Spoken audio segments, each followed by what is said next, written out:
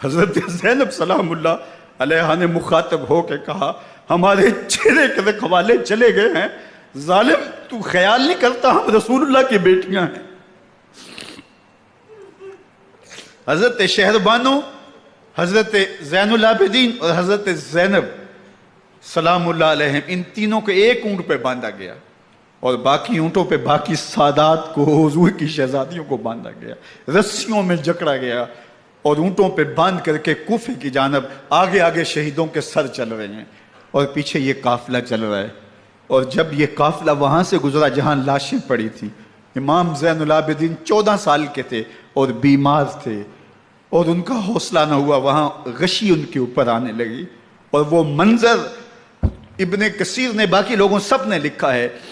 کہ پھر جب ان کی یہ حالت ہوئی تو پھر سیدہ زینب سلام اللہ علیہ، جنہوں نے ابھی تک بڑے حوصلے کے ساتھ ساری مشکلات کا مقابلہ کیا تھا، اب ان کے بندن ٹوٹ گئے اور آنکھوں سے آنسو بہنے لگے اور سیدہ زینب نے امام حسین رضی اللہ تعالیٰ عنہ کی لاش پہ کھڑے ہو کے، اور وہ روندی ہوئی لاش، ٹوٹی ہوئی ہڈیاں اور وہ برینا بدن، کٹا ہوا سر نیزے کی نوک پہ اور لاش یہ پڑی ہے، تو حضرت سیدہ زینب نے مدینے کی طرف منہ کر کے جو ہے وہ حضور سے فریاد کی، یا محمد آہو، یا محمد آہو، ھذا حسین بالآراء مزمل بالدماء، یا محمد آہو بناتوں کا سبایا۔ یا رسول اللہ،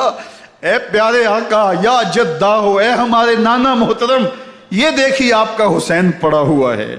بدن سے کپڑے اتار لیے گئے، خاک ہوائیں اڑا رہی ہیں اور اس کے اوپر چادر جو ہے وہ مٹی کی پڑ گئی ہے، حضور آپ کی اولاد کاٹ دی گئی، اور پھر کہا بناتوں کا سبایا، حضور دیکھیے آپ کی بیٹیوں کے ہاتھ باندھ دیے گئے ہیں، اونٹوں پہ کس دیا گیا ہے، سر شہیدہ آگے آگے چل رہے ہیں اور حضرت سیدنا امام حسین کا آگے آگے سر ہے۔ راستے کے اندر ایک جگہ آئی، رات گزری اور ان کو اتارا گیا۔ رات کا موقع تھا، ایک خاتون آئی اور اس نے کوئی کھانا پیش کیا ان کو اور کہا کہ میں کسی زمانے میں حضرت سیدہ فاطمہ تو زہرا کی نوکری کیا کرتی تھی، ان کی لونڈی تھی، ان کی کنیز تھی، اور آج مجھے پتہ چلا کہ آپ لوگ گزر رہے ہیں، تو میں نے کہا کہ میں اپنی مخدومہ کے خاندان کی خدمت کروں۔ اور پھر اس نے کہا کہ اس وقت سیدہ کی گود میں ایک 6-7 ماہ کی بچی تھی جس کو زینب کہا کرتے تھے، تو سیدہ زینب نے کہا کہ اماں اگر پہچانتی ہو تو وہ